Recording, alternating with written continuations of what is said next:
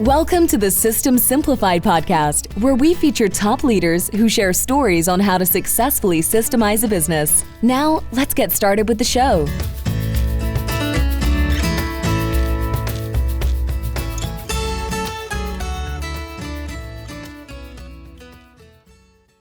Hello, Adi Klevit here, the host of the System Simplified podcast, where I feature top founders, entrepreneurs, and thought leaders about systematizing a business. And today's episode is being brought to you by Business Success Consulting Group, where we create, document, optimize, and implement processes and procedures so businesses can grow and thrive. And today's guest is Rebecca Dodge. Hi, Rebecca. Hi, Adi. How are you? Doing great. I am so happy to have you here on this podcast. We're going to have a great conversation. Rebecca, you've been a client and you also became a friend, and we have so much in common and we love talking to each other, so we can talk for hours, but we're going to contain this one to your story and your successful actions. And, I would really like to inspire other entrepreneurs, especially women in the trade, on how to be successful and how to have persistence, even when you don't feel, at the times when you don't feel that successful or you have challenges. How do you overcome that? Because you are definitely an example of that. Oh, thank you. It's definitely a process. It is. It really is. So let me give a little bit of an introduction with your bio here. So, Okay. Rebecca, you're a business development director, integrator, and growth strategist with a passion for building strong teams and exceptional customer experiences. You have nearly 3 decades in the construction industry.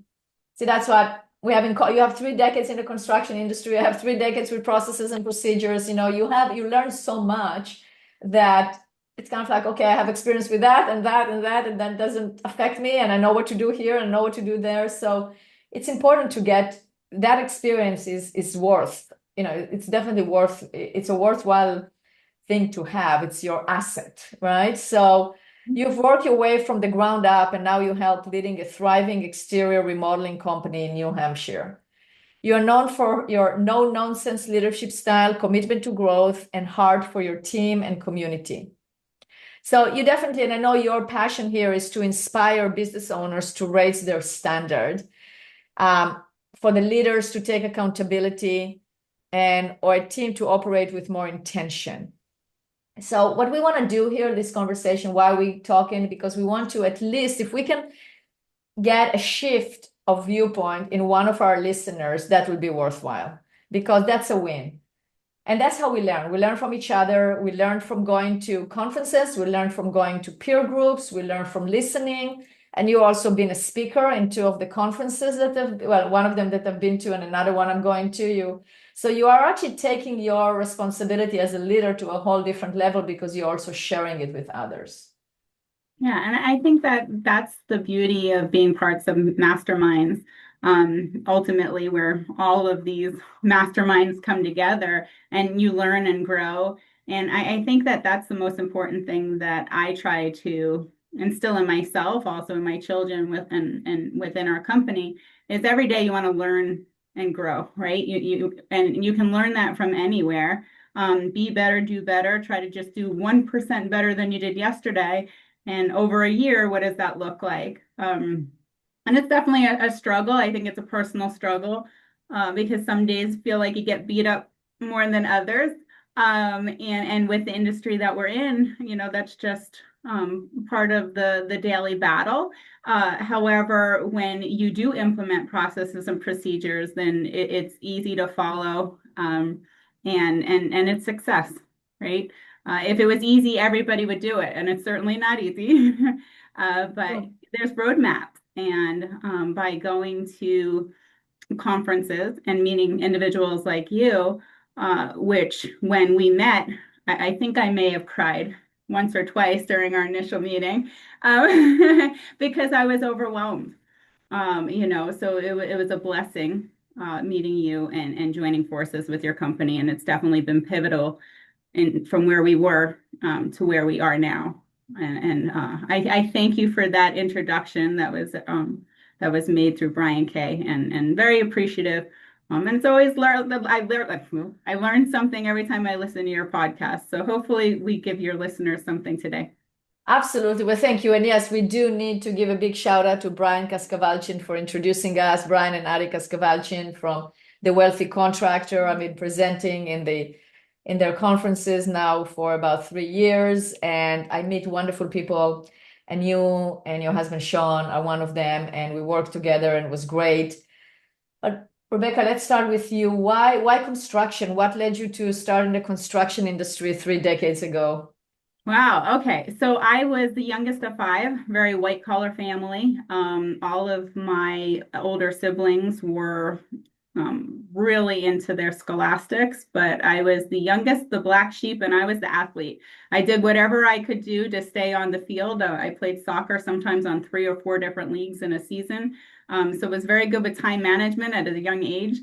And I also have been a little young entrepreneur. I was 8 years old when I got my first paper out, and by 12 I had 4. And I figured out the more baskets I was able to attach to my bicycle, the more efficient I was.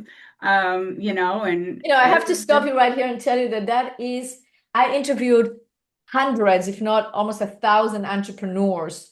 And that is the common denominator, is working at a young age and being an entrepreneur at heart. The same thing with me. I started my first business when I was 14 or even younger, because I realized that that's the way that I can actually make money and buy whatever I want to buy. But it's also that sense of accomplishment, right? It's not just the money that motivates you. It's that putting your ideas into play and actually being productive to the society and to the family.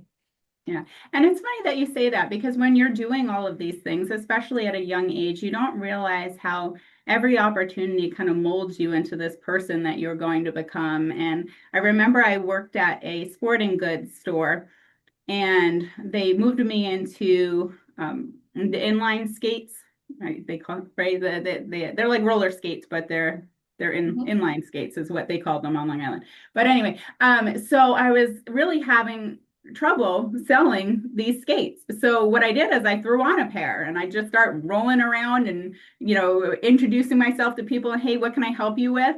I think I sold like 50 pairs of inline skates in like the first week or 2. I got a promotion. They were like in love with me. I learned how to skate backwards and stuff like that. So I'm just getting creative I was probably 16 years old, bored out of my mind. And I was like, oh, let me throw a pair of these on and show people how they work and how they could be, so much fun and all of that. So again, going back to skills that I learned at a young age, not realizing that I was, creating this human that I was becoming. And it's pretty awesome. I think every experience that you have, you take a little bit of that, or you hope to anyway. I also worked at Burger King when I was in 11th and 12th grade.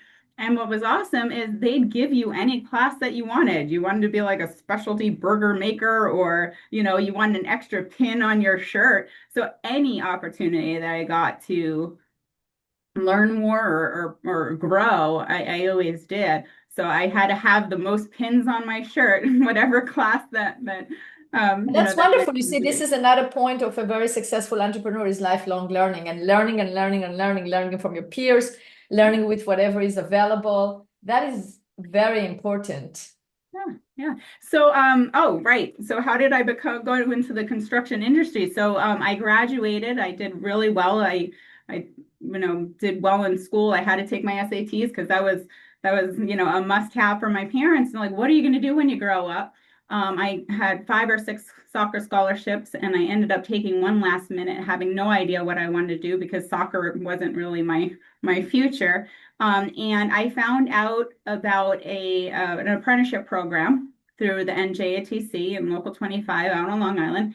And they would only accept you if you were enrolled in college. So I was like, oh, this is cool. While I'm involved, I went and I applied, and they kind of looked at me funny because in 1996, there were no real women electricians. I was maybe one of 4 or something like that. And I was definitely the youngest and was quite petite. And the next thing I know, I'm walking onto a job site, and I have my toolbox and ponytail, and I'm like, all right, And the guys are like, oh, are you looking for your dad? You're looking for your boyfriend? What do you And I was like, no, I'm here to work. And they started laughing. And I was like, no, really, I'm here to work. And then that was it. That was the beginning. I did my summer apprenticeship. I made a ton of money. Absolutely loved it, because the more people I met that said I couldn't do it, the more determined I was to do it. So after the summer, went to school for a semester, played soccer, couldn't stop thinking about being an electrician, and I applied to the next class. I was like one of, I don't know, 300 people that applied, and got accepted into the program. Did that for 5 years and absolutely loved it. Worked full time and went to school in the evenings, and then graduated and took every additional class I could take: OSHA safety, foremanship, the whole thing. So it was an amazing experience. And honestly, being so young and green, and also having this weird thing in my head that just, I never said I couldn't do something. And as soon as someone said I couldn't do something, it made me just work that much harder to be able to achieve it. But many blessings, many blessings. Okay, this is something I didn't know about you. So you are an electrician. I am. I'm a licensed electrician. I still have my card. Wow. I don't practice anymore. It's been a very, very long time. So yeah, after I did that, my ex-husband and I moved from Long Island to New Hampshire, and we started our own electrical contracting company for a number of years. Built that up, kept it, still small and manageable, and ended up dissolving that for his career reasons and stuff like that. And yeah, just grew and evolved and worked in broadcast media and sales and marketing, and was a partner at a digital marketing firm for about 6 years, which was awesome. I did a lot with business development and strategy and brand development, processes, procedures, all of that. It was an amazing experience. And then I was looking for a change, and I found UWD, and I've been here for 5.5 years. And now you're an owner as well. Yes, now I'm a co-owner, and it's amazing. I love the construction industry. Even when I was in digital marketing, I always ended up going towards the trades just because it's where I'm most comfortable. I've spent so many years in the industry, and it's very different. I don't think people really understand the diversity, in this industry. You're working with people's homes, there's nothing really more valuable. I mean, I understand with other things that it could be so close and personal, but there's few things that are as personal as someone's home. That's very true. And it's also a great industry because it's tangible. You're actually producing, you're building. It's something that, you have a complete product that you start with something and you can measure you can see it. It's very tangible, and it's very, you either did it right or you didn't do it right. Yeah. And you can feel it because it makes your home more energy efficient. It's beautiful. It's pride of ownership. It's all of those things. And it's a huge responsibility because most often it's their most valuable asset. Right. And it's also not just a home. It's not, it's where you raise your children and you have family and the gathering. Absolutely. Yeah, that's very true. That's a very good viewpoint. So from your perspective, you have such a experience, history, building businesses, being part of a business. What do you feel that are the most challenging aspects of owning a business? The most challenging, I would say building and developing a team is difficult. And I say that because people are so different. And one of the tools that we use on a regular basis is disc profiles. It's very important. If a company is not utilizing it, they should be. Understanding that not everyone thinks like you do. And I think that's a tendency. Entrepreneurs don't have the same minds, and we don't operate the same as our staff. So it's important for us to understand what motivates them. Why do they think the way they do? Why do they behave this way? And most of the time, it's not what we actually think it is. They're not trying to drive us crazy. So understanding our staff and really peeling back the onions to figure out what tools they need to be able to thrive, and how do you create that environment. Because honestly, a lot of companies are built off of the owner's sheer grit and determination. But that's also what keeps us at a certain level in our business. So until we can learn how to hire and build a team, then we're kind of stuck. That's very true. That's very true. How did you manage to learn to let go and actually hire people and delegate? Was that hard for you? I would say it's hard for me. And I think that that's more when you invest so much time, money, energy into your business, I think that there's a fear that it's going to turn into something that you didn't envision. And I think one of the things that I love about working with you is getting all the ideas that were up here in paper, and also in a documented process that our entire team has access to. So there's no question that anyone can have at any given time about anything, whether it's core values or our mission statement, or how do we answer the phone, or how do we deal with a service issue or an angry customer. All of these things are now easily accessible instead of everyone having to come to myself or to Sean. And that's been huge in our growth, and also in my own freedom. I don't have to answer all the questions. I can say, you know what, that's a really good question. And if you go into Sweet Process, you can find the answer. And that has been difficult, honestly, for me, is not solving everyone's problems, but giving them the tools to be able to figure it out. Because until we allow them to develop and grow, we're actually holding them back and doing injustice to them and also to us. That is so true. That is so true. And it gives you the stability or the knowingness that you have something there, because if you don't have that, that creates a problem, because then you're uncertain what will be the outcome, for sure. And then we also have a tendency to get upset when things don't go the way we think they should go, yet they're not documented. So how is anyone supposed to know? And I would say it's definitely a process, and your team was wonderful at it, because there's so many things that we do as business owners, being in the business, not just working on the business, but being in the business, that are so easy or simple to us, but we don't share the information. So yeah, it's definitely learning and growing every day, for sure. Absolutely. Absolutely. What would you say to a business owner that is listening to us right now and they are struggling, or maybe they're doing well, but they don't fit, they're tired of doing what they're doing. They're not, it's one more challenge that they have to deal with and they're done. But they know they're not done. They have to carry on. But what would you tell them? So you have to stop putting on all the hats. I would say that. But in order to do so, you actually have to slow down and put one hat on at a time and figure out there's lots of processes that a company has that can be simplified. So sometimes we over-engineer something, right? We want it to get from point A to point, Z.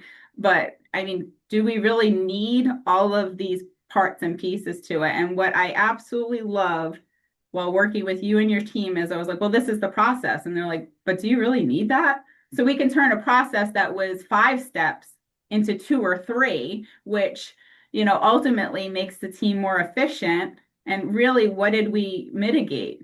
I don't know, 3 more pieces of paper. Maybe we'll save a tree. So it's really funny. I would say for them that there's hope, and there's resources out there that will help you get all of the things that are up in our brains actually into a spot where you can replicate yourself.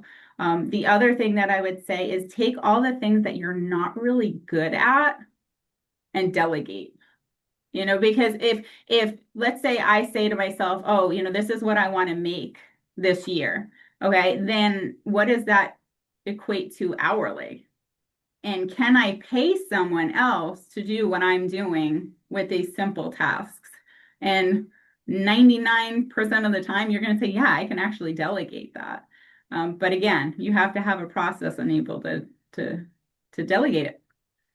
Absolutely. I agree with that. You know that I couldn't agree more on that. And also it's like, what do you see when having processes in place?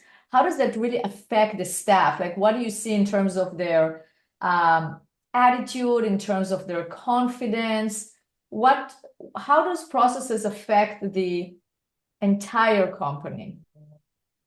So I would definitely say confidence, but more so the customer experience is always the same. And that is the part that I absolutely love. So when we get, 5, 6, 7 5-star reviews in a week, that's not us. That's our team. That's our team creating an experience.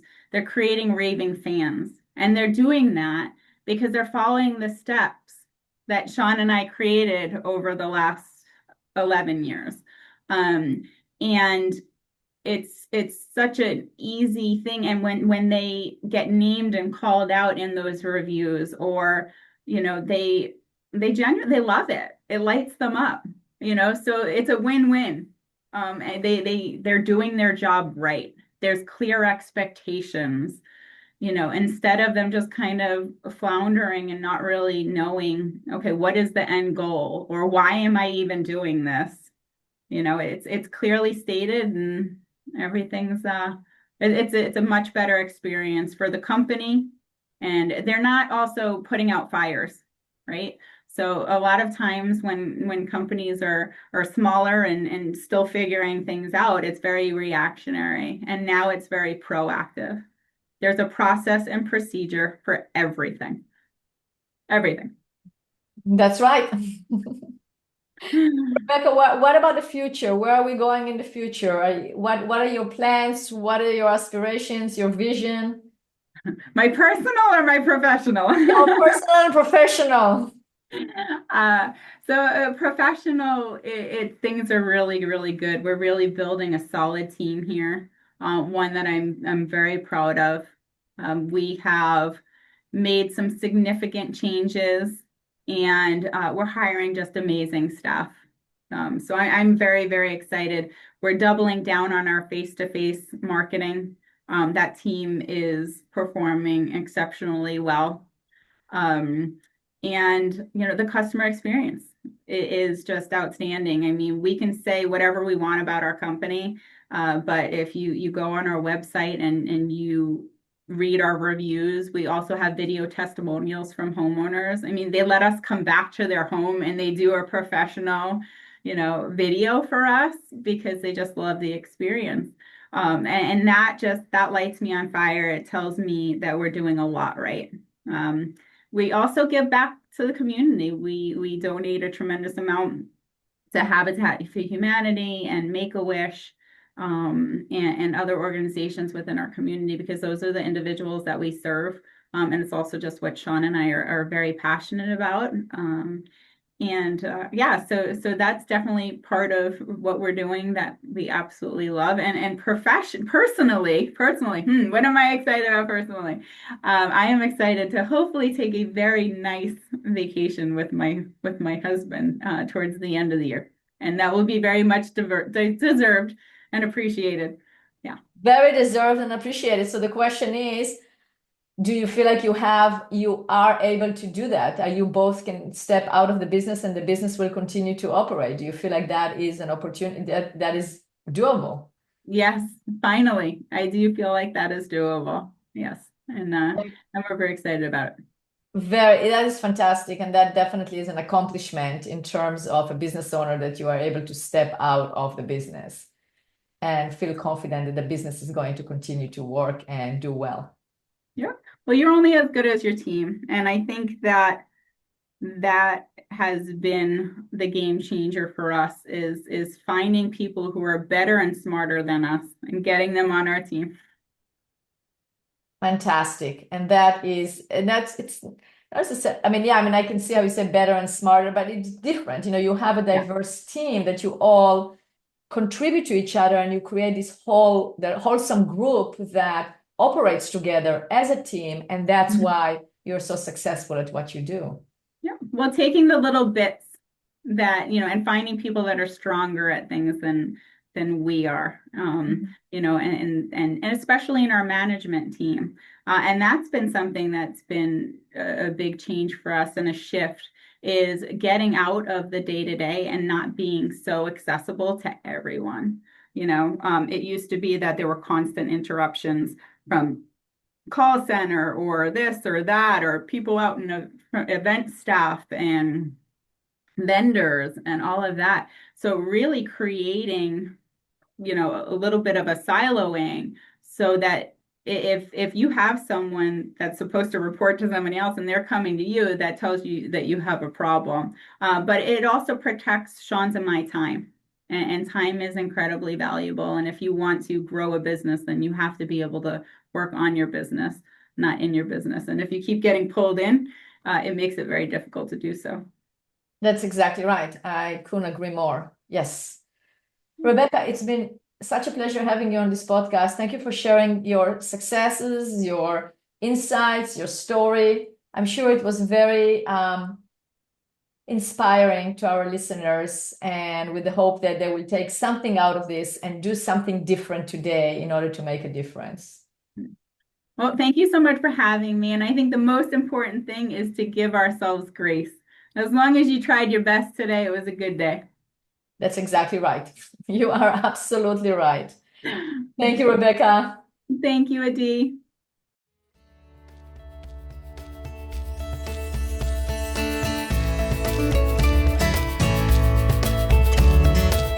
Thanks for listening to the System Simplified podcast. We'll see you again next time, and be sure to click subscribe to get future episodes.